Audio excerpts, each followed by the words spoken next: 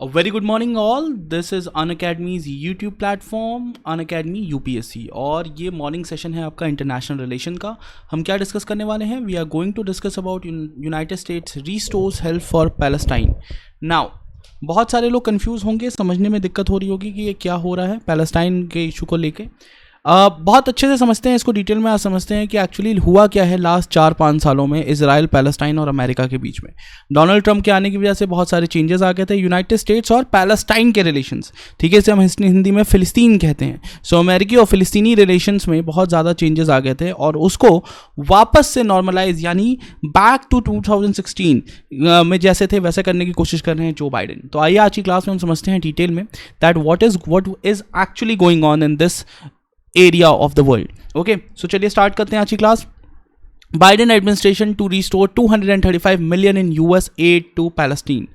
अब पैलेस्टाइन को हर साल यूनाइटेड स्टेट्स की गवर्नमेंट $235 मिलियन देने वाली है और ये पैसे पहले भी ऐसा नहीं है कि पहली बार दिए जा रहे हैं, ये 2016 से पहले भी दिए जाते थे। तो समझते हैं आगे बढ़ने से पहले let's also talk a bit about Unacademy, because Unacademy हमें ये अपॉर्चुनिटी दे रहा है इस तरह से इंटरैक्ट कर पाने की।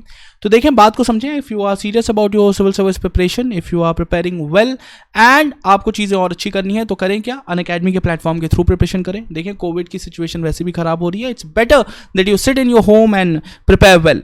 सो बहुत सिंपल सा तरीका है, plus iconic whatever suits you वो सब्सक्रिप्शन आप ले लेंगे, SPYT कोड यूज़ करेंगे, आपको 10% डिस्काउंट अलग से मिल जाएगा, ठीक है।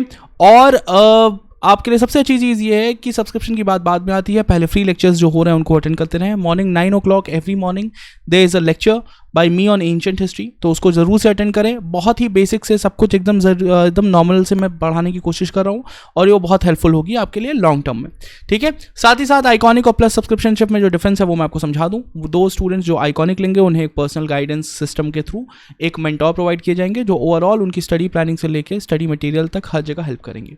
ओके, सो मेक श्योर ये हेल्प आप लें और ओवरऑल आपने डेवलप करना है।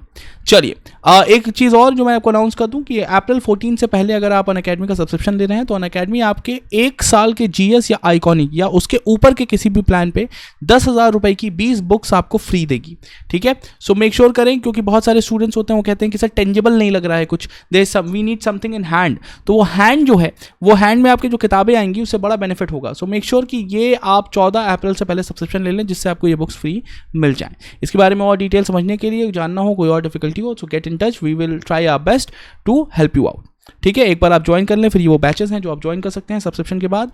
और फ्री टेस्ट सीरीज अनअकैडमी आपके लिए लगातार चलाती रह रही है, तो इनको आप देके अपने स्टैंडर्ड पे और डेवलपमेंट कर सकते हैं। आप समझ सकते हैं आप कहाँ स्टैंड करते हैं in comparison to rest of the students. Okay, so Biden administration to restore 235 million in US aid to Palestine. अच्छा जी, सो हुआ क्या है? अच्छा, स्क्रीन पे बहुत सारा कुछ लिखा हुआ है, उस पर नहीं जाते हैं, पहले मैं आपको समझा देता हूँ। ये तो आपके रिवाइज करने के लिए, और स्क्रीन की ओर देखें मत, बस सुनते रहें। तो देखिए हुआ क्या कि डोनाल्ड ट्रंप के पावर में आते ही डोनाल्ड ट्रंप ने अपने सन इन लॉ जैरेड कुशनर को एक आइडिया दिया कि भाई you go and resolve the issue in middle east. Now middle east का सबसे बड़ा इशू है पैलेस्टाइन और Israel. So Jared Kushner came up with a plan. This is the famous Donald Trump plan of 2020, जिसमें ये बताया गया कि अभी पूरे के पूरे जो अर्स्टवाइल पैलेस्टाइन है, मैं अभी इसका मैप आपको दिखा दूंगा। अर्स्टवाइल पैलेस्टाइन जो था उसका 22% एरिया अभी पैलेस्टीनियंस के हाथ में है। डोनाल्ड ट्रंप ने ये सजेस्ट किया कि अगर पैलेस्टीनियंस उसमें और थोड़ा सा एरिया इसराइल को दे देते हैं और अपना पूरा एरिया जो है वो रिड्यूस करके 15% कर देते हैं, अगले 4 सालों में United states government make sure करेगी कि पैलेस्टीनियन एरियाज में यानी वेस्ट बैंक और गाजा में $50 बिलियन का इन्वेस्टमेंट किया जाए। This will actually boost the Palestinian economy a lot. लेकिन प्रॉब्लम क्या है, आपको अपनी ज़मीन छोड़नी पड़ेगी ना। ये बहुत ही अजीब सी बात लग रही है। अब देखिए यहाँ पे एक चीज़ आती है कि वो तो डोनाल्ड ट्रंप का प्लान था जो पैलेस्टीनियन ने एक्सेप्ट नहीं किया। आप स्क्रीन पे पढ़ सकते हैं, Palestinian leaders accuse mister Trump of being heavily biased towards Israel. इससे पहले याद रखें कि डोनाल्ड ट्रंप ने 2017 में पावर में आने के बाद अमेरिकन एम्बेसी जो है इजराइल में, जो बाकी सारे एम्बेसीज की तरह तल अवीव में थी, वो जेरूसलम में शिफ्ट कर दी थी, यानी समहाउ एक्सेप्टिंग कि जेरूसलम जो है वो इजराइल की कैपिटल है ना। इस पे भी बहुत बड़ा इशू है क्योंकि यूनाइटेड नेशन की जो 2 स्टेट थ्योरी थी, जो यूनाइटेड नेशन ने इजराइल और पैलेस्टाइन के लिए समझाई थी 1948 में, उसमें ये कहा गया था कि टोटल लैंड एरिया का 44% एरिया जो है वो पैलेस्टाइन को दिया जाए, 55% एरिया इसराइल को दिया जाए और 1% एरिया जो जेरूसलम शहर में है वो इंटरनेशनल सिटी बन जाए। अब अगर वो इंटरनेशनल सिटी बनता है तो उसमें इसराइल में कैपिटल बनाने की तो कोई बात ही नहीं है। तो इसराइल की बात अगर नहीं माने और किसी और की भी ना माने, आपसे इंटरनेशनल ऑर्गेनाइजेशंस की बात माने, तब भी जेरूसलम जो है वो इसराइल की कैपिटल नहीं होनी चाहिए। इस आइडिया को सब एक्सेप्ट करते हैं, इवन इंडियन एम्बेसी जो है इसराइल में वो तल अवीव में है। लेकिन ये चीज़ डोनाल्ड ट्रंप ने की 2017 में। This was a technique to further build pressure on the Palestinian leadership. लेकिन अब देखिए हुआ क्या, जब वापस से जो बाइडेन गवर्नमेंट में आए, यानी वापस से इसलिए कह रहा हूँ क्योंकि जो बाइडेन 2016 से पहले 2008 से 16 तक भी गवर्नमेंट के पार्ट रहे थे, वाइस प्रेसिडेंट रहे थे, और इस बार जब 46 प्रेसिडेंट बन के वो यूनाइटेड स्टेट्स के आए तो उन्होंने प्लान किया कि ये पूरे का पूरा सिस्टम जो है वो चेंज करना पड़ेगा और यूनाइटेड नेशन की जो ऑर्गेनाइजेशन काम कर रही है ज़मीन पे, उसको हेल्प करेगी यूनाइटेड स्टेट्स की गवर्नमेंट। तो अब किस तरीके से हेल्प करेगी वो समझिए। यूनाइटेड नेशन की एक ऑर्गेनाइजेशन है जिसका नाम है United nation relief and works agency for Palestinian refugees. ये जो 235 मिलियन डॉलर की बात हुई है, इसमें से 2/3 यानी 150 मिलियन जो है वो ह्यूमैनिटेरियन असिस्टेंस में ये UNRWA को दिया जाएगा। ठीक है, United nation relief and works agency for Palestinian refugees, यानी वो रेफ्यूजीज जो पैलेस्टीनियन हैं लेकिन पैलेस्टाइन और इसराइल के इशू के कारण उनको अलग अलग देशों में जाना पड़ा है रेफ्यूजी के तौर पे, चाहे वो जॉर्डन में हो, चाहे वो लेबनान में हो, या फिर आप किसी और कंट्री में हो, उनकी हेल्प के लिए ये ऑर्गेनाइजेशन काम करती है। इसके अलावा सेक्रेटरी ऑफ स्टेट यानी फॉरेन मिनिस्टर जो है यूनाइटेड स्टेट्स के एंथनी ब्लिंकन, उन्होंने ये भी कहा है कि यूनाइटेड स्टेट्स जो है वो $75 मिलियन इन्वेस्ट करेगा इकोनॉमिक डेवलपमेंट किस एरिया में, वेस्ट बैंक और गाजा में। अब याद रखें ये 50 बिलियन की जो बात डोनाल्ड ट्रंप ने कही थी उससे बहुत कम है, लेकिन इस पर कोई शर्त नहीं लगाई गई है, इस पर कोई कंस्ट्रेंट, कोई रिस्ट्रिक्शन नहीं है। यूनाइटेड स्टेट्स ये नहीं कह रहा है कि आप अपनी ज़मीन छोड़ दें इस बार और आपको पैसे दिए जाएंगे। ये पैसे United states free of cost Palestinian organisations को, पैलेस्टीनियन गवर्नमेंट को प्रोवाइड करा रहा है। ठीक है, जब ये चीज़ें हो रही हैं तो इस पर हमें इसराइल का रिएक्शन भी देखना पड़ेगा। और UNRWA यानी United nation relief and works agency for Palestinian refugees के जो जनरल कमिश्नर हैं जनरल फिलिप लजरानी, उन्होंने क्या कहा है, this will help them a lot because United states ने 2018 में ये जो एनुअल फंडिंग आती थी कुछ $320 मिलियन की, वो बंद कर दी थी। ये वही फंडिंग है जो एक तरीके से यूनाइटेड स्टेट्स वापस से रीस्टार्ट कर रहे हैं। इसराइल के जो फॉरेन मिनिस्टर हैं उन्होंने कहा है कि पोजीशन वाज दैट UNRWA, अब इसराइल का कहना ये है कि वो कोई भी UNRWA ऐसा काम नहीं कर रहा है जिससे लॉन्ग टर्म में पैलेस्टीनियन और इसराइल इशूज़ को रिजॉल्व किया जाए, और इसलिए इसराइल का मानना है कि ये पैसे UNRWA को नहीं मिलने चाहिए। लेकिन फिर अगेन इट्स समथिंग जो कि इजरायली गवर्नमेंट कह रही है, क्योंकि जितने दिन डोनाल्ड ट्रंप गवर्नमेंट में रहते इजरायली गवर्नमेंट का वो सपोर्ट कर रहे थे। ओके, और इजरायली गवर्नमेंट की ज़मीन पर सिचुएशन बेटर हुई। बेटर कैसे हुई थी वो भी मैं आपको समझा देता हूँ। एक बार अगर आप अपने स्क्रीन पर मैप देखेंगे सो जो ब्रिटिश मैंडेट था पैलेस्टाइन का, याद रखिएगा कि ये जो पैलेस्टाइन का पूरा इलाका था, जेरूसलम हो और अकबा के बगल का पूरा एरिया जो पैलेस्टाइन में आता था, वो 1917 तक ऑटोमन एम्पायर के अंदर था। ठीक है, और वो इंडियन फोर्सेस थी जो कि ब्रिटिश कॉलोनियल गवर्नमेंट के थ्रू यहाँ पे गई और इस एरिया को आज़ाद कराया।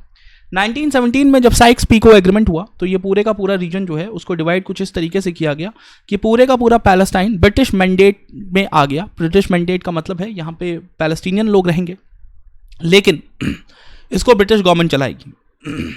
1917 में ही ब्रिटिश सेक्रेटरी ऑफ स्टेट जो थे उन्होंने एक बात कही कि हम we will try our best कि इन द कमिंग टाइम हम एक सारे ज्यूज़ के लिए उनका एक होमलैंड देंगे, और यहाँ से पैलेस्टाइन में इश्यूज़ क्रिएट हो गए। 1948 में अगर आप देखेंगे तो मैंने आपको ऑलरेडी अभी थोड़ी देर पहले बताया कि यूनाइटेड नेशन का एक प्लान था 55% एरिया जो है वो इसराइलीज़ को दे दिया जाए, 44% एरिया पैलेस्टीनियंस को दे दिया जाए, और 1% एरिया यानी जेरूसलम शहर जो है वो दे दिया जाए इंटरनेशनल ऑर्गेनाइजेशंस को, जिससे कि इशू क्रिएट ना हो। ठीक है, सारे के सारे रिलीजियस पिलग्रिम के जो स्थान हैं उनको लेके। नाउ 1967 की लड़ाई हुई, 1948 की लड़ाई हुई और 1973 की लड़ाई हुई। इन तीनों लड़ाइयों की वजह से आप देखेंगे कि कहीं ना कहीं से इसराइल का इन्वॉल्वमेंट एरिया में बढ़ने लगा, और 1994 के ऑस्लो एग्रीमेंट के, ऑस्लो अकॉर्ड के बाद भी, ठीक है, आप ये देखेंगे कि इसराइल का इन्फ्लुएंस जो है वो एरिया पे बढ़ता गया।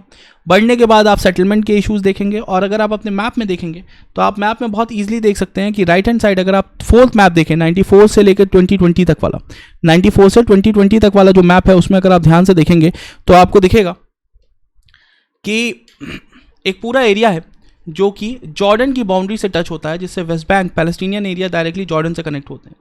नाउ बेंजामिन नेतन्याहू का प्लान ये था, जो इजरायली प्राइम मिनिस्टर हैं, कि इस एरिया को जॉर्डन से कनेक्शन इसका ख़त्म किया जाए, इजरायली कंट्रोल में लिया जाए, एंड दैट इज़ व्हाट जो कि डोनाल्ड ट्रंप भी सजेस्ट कर रहे थे। ये अगर हो जाता तो इसके थ्रू पैलेस्टीनियंस पूरी तरीके से इजराइल पे डिपेंड हो जाते, उनकी अपनी जो थोड़ी बहुत बची हुई ऑटोनॉमी थी इजिप्ट से कनेक्शन के through as well as Jordan से कनेक्शन के थ्रू, वो भी खत्म हो जाती। खैर, इसको इजरायली सपोर्ट था, लेकिन पैलेस्टीनियन ने इसको कभी एक्सेप्ट नहीं किया। पैलेस्टीनियन गवर्नमेंट ने जो वेस्ट बैंक में है उसने कभी इसको एक्सेप्ट नहीं किया, और अब ऐसा लग रहा है कि यूनाइटेड स्टेट्स की गवर्नमेंट थोड़ा सा न्यूट्रल होने की कोशिश कर रही है इजराइल पैलेस्टाइन इशू पे, और इजरायलीज़ को ज़्यादा सपोर्ट करना वो शायद बंद कर दें।